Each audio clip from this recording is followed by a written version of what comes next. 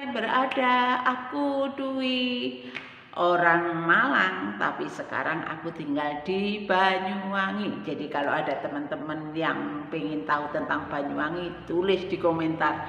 Ingin menceritakan tentang kota kelahiran saya, kota Malang, dan perkembangannya, bisa tulis di komentar. Dan kalau ada teman-teman yang ingin didoakan, juga tulis di komentar ya. Oke, saya hari ini akan men-sharingkan tentang memancing keajaiban uang. Memancing keajaiban uang. Wow, tentu ini sesuatu yang menyenangkan ya. Memancing keajaiban uang. Nah, ada cerita dari teman-teman bagaimana pengalaman memancing? Juga tulis di komentar ya. Ini memancing itu bisa menjadi sebuah pekerjaan ya. Memancing itu juga bisa menjadi sebuah hobi. Kalau memancing itu sebuah pekerjaan, maka dia akan meluangkan waktunya memang untuk memancing. Tetapi kalau memancing itu hanya sebuah hobi, maka dia meluangkan waktunya untuk memancing. Tapi ada dua kesamaan, yaitu baik itu pekerjaan, baik itu hobi. Pada saat kail mereka ya dimakan oleh ikan, ada satu sukacita. Apalagi yang didapatkan ikan yang besar, wah, pasti itu sangat menyenangkan sekali. Nah, kenapa hari ini saya berbicara tentang memancing keajaiban uang? Ada hal yang ingin saya mau sharingkan di sini. Karena kebanyakan orang itu akhirnya tidak dapat menerima keajaiban uang. Ada banyak orang yang akhirnya kehilangan kesempatan menerima keajaiban uang. Mengapa? Ada dua faktor yang menyebabkan orang gagal mendapatkan uang, tidak menerima keajaiban uang juga. Yang pertama, karena kurang sabar. Di dalam Amsal 16 ayat 32a mengatakan, orang yang sabar melebihi seorang pahlawan. Wow, keren ya ini. Seorang yang sabar melebihi seorang pahlawan. Apa hubungannya memancing keajaiban uang dengan kesabaran? Nah, inilah poin penting yang pertama. Jadi untuk mendapatkan keajaiban uang itu kita butuh adanya kesabaran. Seseorang yang sedang memancing tidak akan pernah dia itu memancing asal-asalan, begitu dilempar kailnya kemudian dia akan pergi begitu saja atau membiarkan pancingnya di situ dia santai-santai, tidak.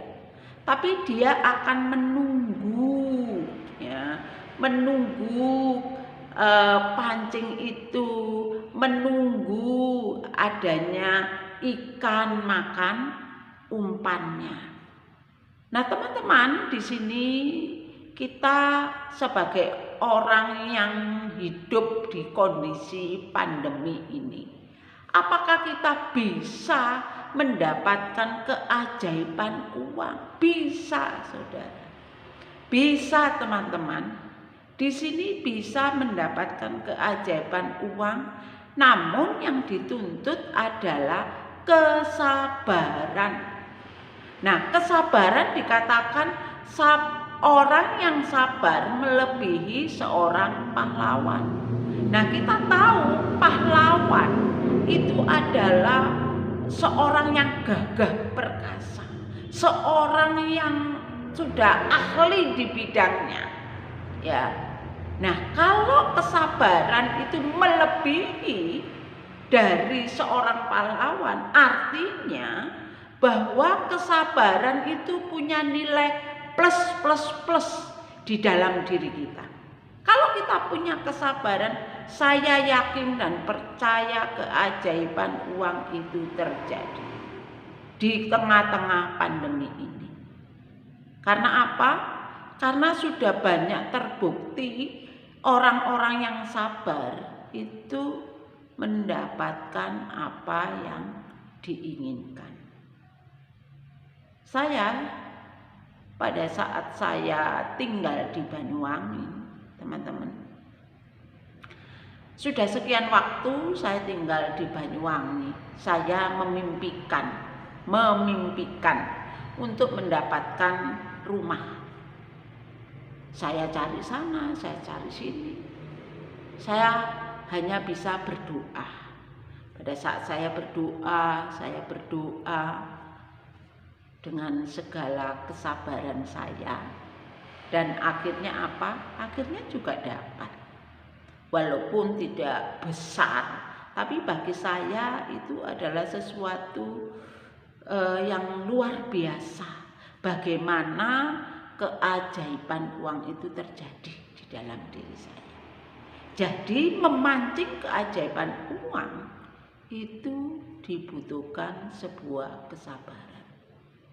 Yang kedua, untuk memancing keajaiban uang, yang kedua adalah penguasaan diri.